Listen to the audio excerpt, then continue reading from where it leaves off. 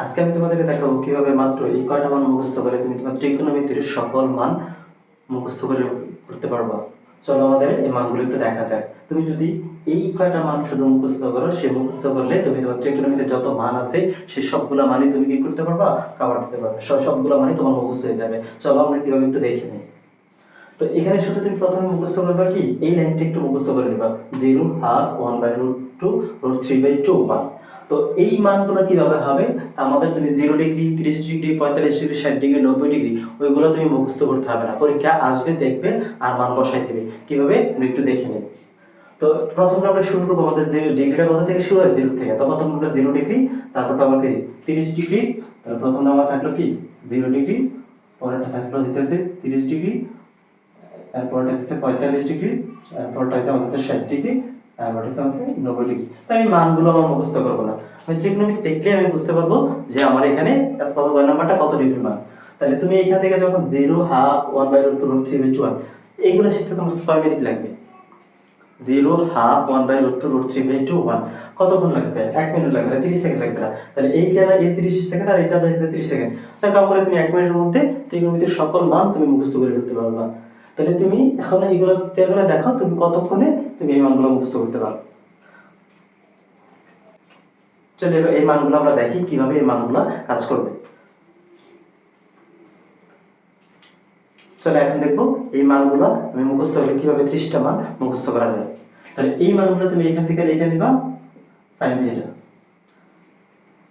তাহলে এই পাশ থেকে যখন তুমি sin থিটা বলবে, ধরো তোমার কাছে কেউ বললো sin 60 ডিগ্রি মান কত, তাহলে তুমি এখানে কি হিসাব করবা, sin 60 ডিগ্রি কয় নাম্বারটা করে 4 নম্বর, 1 2 3 4। তাহলে আমি 0 হাফ 1/√2 √3/2, তাহলে sin 60 ডিগ্রি যদি কেউ বলে সেখানে মান হবে √3/2।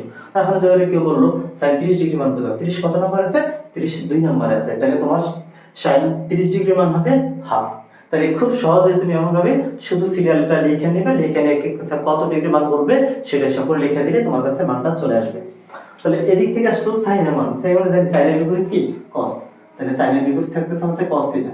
তাহলে cos থিটা আমরা এই দিকে থেকে আসবে, তার মানে সাইনের যেটা 90 ডিগ্রি, cos থিটা সেটা কয় ডিগ্রি 0 ডিগ্রি। তার মানে cos এর বেলা আসবে এদিক থেকে আসবে 0 30 45 60 90, তাহলে cos এর বেলা আসবে এদিক থেকে, sin এর বেলা আসবে এদিক থেকে। তো ধরো তোমার কাছে কেউ বললো sin 90 ডিগ্রি মান কত, তাহলে sin 90 ডিগ্রি মান এটা। এখন যদি কেউ বলে তোমার কাছে cos 90 ডিগ্রি মান কত, তাহলে cos 90 ডিগ্রি মান কি তুমি এটা ধরবা, কখনোই না। তো sin cos 90 ডিগ্রি মান ধরবা তুমি এইটা, কারণ এইটা হচ্ছে আমাদের লাস্টে, কারণ cos এর মান আমার এদিক থেকে যায়।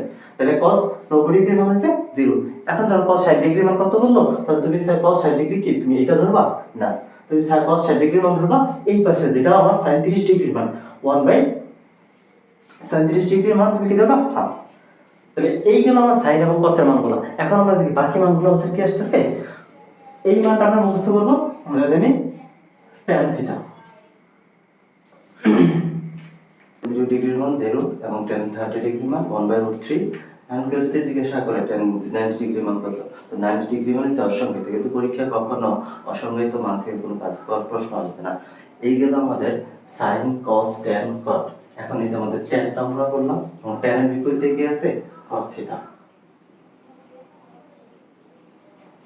তাহলে cos থিটা হিসেবে এদিক থেকে গেছে, আমাদের cot থিটা কি যাবে এদিক থেকে যাবে। যে cot 90 ডিগ্রি মান কখনো পরীক্ষা আসবে না, কিন্তু যদি জিজ্ঞাসা করে 90 ডিগ্রি মান অসংজ্ঞায়িত, তো জাস্ট আমরা এদিক থেকে এদিকে আসবো, আমাদের cot এর মান গুলো শেষ হয়ে যাবে। বাকি রইল কি আমাদের sec আর cosec, cosec থিটা আর বাকি রইল sec থিটা।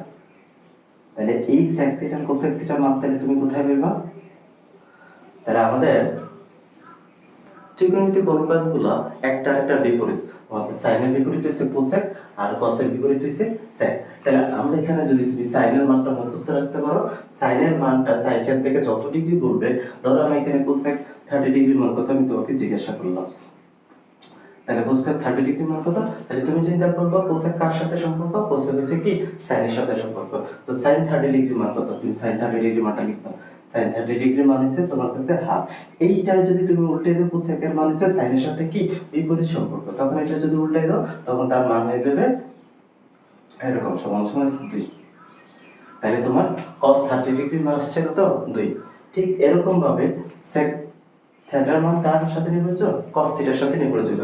cos থিটার মান কত, cos থিটা ধরো, cos থিটা 0 ডিগ্রি মান কত ধরলাম, cos থিটা 0 ডিগ্রি মান, যদি তো তোমার কেউ sec থিটা 0 ডিগ্রি মান কত জিজ্ঞাসা করে, তখন তুমি কি লিখবা, cos 0 ডিগ্রি মান কত, তাহলে cos 0 ডিগ্রি মান কত আসছে 1।